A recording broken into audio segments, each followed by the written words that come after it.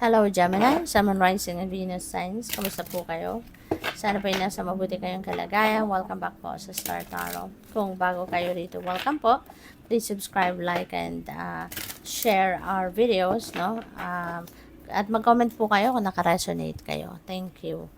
First message in yours for general life. So we have the High Priestess. Ayan. So si High Priestess, this is a reminder sa'yo, no? To trust and listen and follow what your intuition is telling you.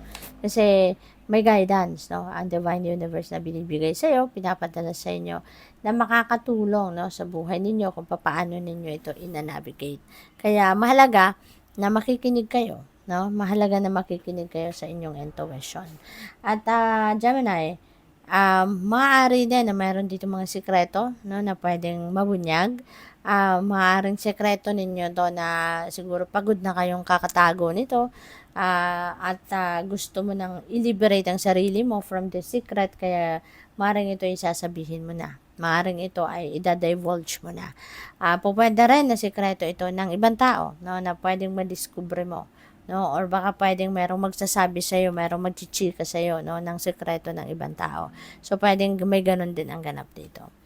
For money, career, and finances, we have Six of Swords. Ayan. So, this is, moving on energy. Moving on. So, siguro, ang iba sa inyo dito, baka nanggagaling kayo sa sitwasyon na mahirap, no? Baka nahihirapan kayo pagdating sa trabaho ninyo. Baka stressed out na kayo. Nahihirapan kayo. Maybe you are also mentally stressed out, physically stressed out na sa trabaho. Pwedeng ganun, no? Or sa career ninyo, baka napapagod na kayo sa sitwasyon.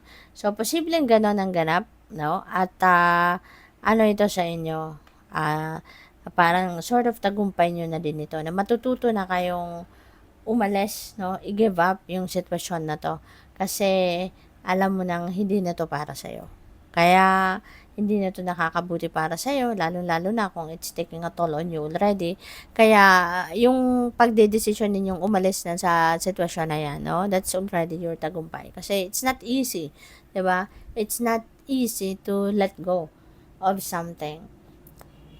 Kaya yun, moving on na kayo. Pwede rin naman na financial problem yan. Pwedeng meron din kayong problema sa pera na pinagdadaanan, at maaaring nahanapan nyo na yan ng solusyon, no? Pwedeng nahanapan nyo na yung solusyon, moving on na kayo from that situation. So, posible din na mayroong mga ganap dyan, no? Na ganun. For your relationships naman, we have Page of Wands. Ayan. So, there is going to be inspiration. Maaaring magkakaroon kayo ng inspiration sa ngayon. And baka kung single pa kayo, no, baka magkakaroon dito ng someone that will inspire you, pwede rin na na-inspire kayo ngayon, no, sa mga bagay-bagay because of your person, very supportive person. Meron din ditong potential, meron din potential dito ng bagong relationship. Baka kung lalo-lalo na kung single kayo at mayroong naliligaw sa inyo, baka merong papasok na sa inyo dito sa isang bagong love and romantic relationship, no? Pwede rin na merong rito. Pwede rin na kung kunyari nasa relasyon na kayo, baka mas magiging playful kayo sa ngayon, mas magiging romantic kayo, mas magiging excited kayo, no? Maaring you're going to try to ang tawag dito, magta-try kayo na, sorry po. Pasensya, sinisipon ako. Baka magta-try po kayo ngayon na gumamit, no, or mag-i-apply ninyo sa inyong relationship yung mas bagong approach, no, para mas maging mas maging passionate kayo with each other. Maybe ibabalik ninyo yung fire, 'di ba, sa relationship ninyo, yung passion. So mas aanuhin pa ninyo, mas pa-i-excitingin pa ninyo, no? Kumbaga, yung inyong relasyon. So, pwedeng may mga ganong ganap sa ngayon. So, tignan natin kung ano pa ang mga mensahe para sa inyo, Gemini.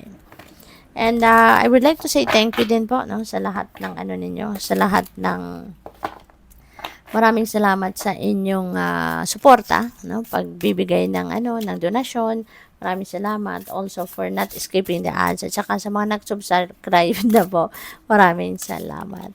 We have Sow the Light. Ayan, sabi dito, I sail through life on calm, nurturing waters. I am at peace with myself and the world around me.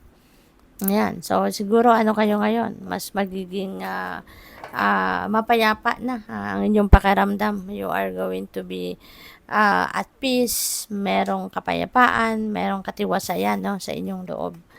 Release anger and increase harmony. Reduce inflammation, improve inner knowing and calm, increase mental clarity and emotional balance. Ayan. So, kalma lang. No? Kailangan ninyong makalma. No? Kailangan ninyong lagi lang kayong nasa sentro, nasa balanse para maiwasan, no? Kung ano man yung mga imbalances, maiwasan kung ano man yung mga negatibo na pwedeng maramdaman ninyo or ma-experience. Okay? So, good luck. Thank you for watching. Love and light. Namaste.